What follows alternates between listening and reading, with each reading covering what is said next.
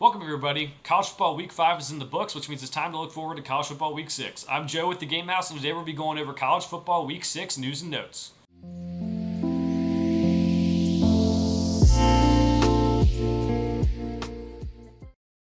Okay, college football week 6 news and notes are up. We're going to go through some of the news and notes going through college football each week. This is, just a video and an article that goes through, most of the notes that go on in college football, most of the news that goes on in college football, but it's hard to keep track of everything. This is kind of one place to keep track of the major news going on in the sport. Won't have everything in it. There's going to be some minor things not in here, some things that aren't made public. We know college football injury reports are something that is well overdue. But let's get started and start with Cade McNamara being out for the season with a torn ACL. He's Iowa's starting quarterback, transferred in from Michigan. So far this season, passed for 505 yards, 4 touchdowns, and 3 interceptions on 51.1% completion. Now, Iowa's success is not really built on the offense. It's not really built from the quarterback position. We'll see how much this hurts Iowa. We do know offensive coordinator Brian Ferentz needs to average 25 points per game to keep his job. We'll see what happens here with that one. I don't know. It's going to be harder to do without him, but maybe the defense can help him out, give him some good field position for the rest of the season. All right, so the next thing up, we have Akron quarterback DJ Irons is out for the season. He also tore his ACL.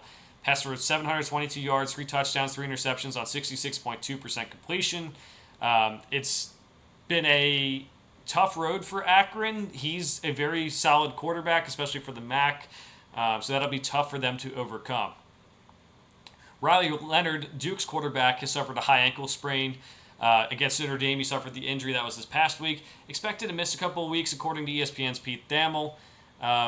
Don't really have a timetable for his return. Doesn't seem like it's going to be season-ending.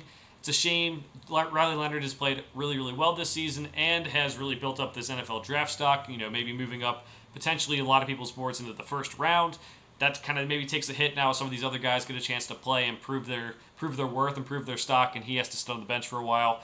Duke's going to need him to come back. They're still very much alive in the ACC picture as they have just one loss, and it is Notre Dame, which is an out-of-conference loss. We'll keep it moving here to some other news and notes. Georgia Tech defensive coordinator Andrew Thacker was demoted to safeties coach. Kevin Scherer will be the new defensive coordinator. Indiana offensive coordinator Walt Bell was fired. Rod Carey, the former Northern Illinois coach, will be the offensive coordinator now for Indiana. Miami safety Cam Kinchens will return to the lineup this week. That's really good news. He left the Texas A&M game a couple weeks ago with a very, very bad injury that needed the stretcher to come on, so it's always good to see guys come back healthy. Boston College wide receiver Ryan O'Keefe returned to campus after being hospitalized against Virginia Tech. Again, good to see he's at least on the path to recovery there. Colorado cornerback and wide receiver, if you prefer, Travis Hunter, is likely going to miss the next 2 games. This is something we kind of knew the timetable of a couple weeks ago. Coach Prime said that he would miss 3 weeks. It might look more like 3 to 4 now. He's got a lacerated spleen. It's got to take some time. So Travis Hunter going to miss the next 2 games.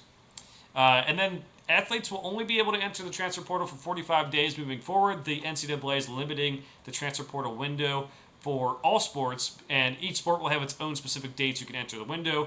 I believe the NCAA will make football's window right after those college football playoff teams are selected. So it'll be like December, 4th or 5th every year, and then you have 45 days to enter the transfer portal if you want to transfer. And then NC State will start MJ Morris over Brennan Armstrong at quarterback. They play Marshall this week.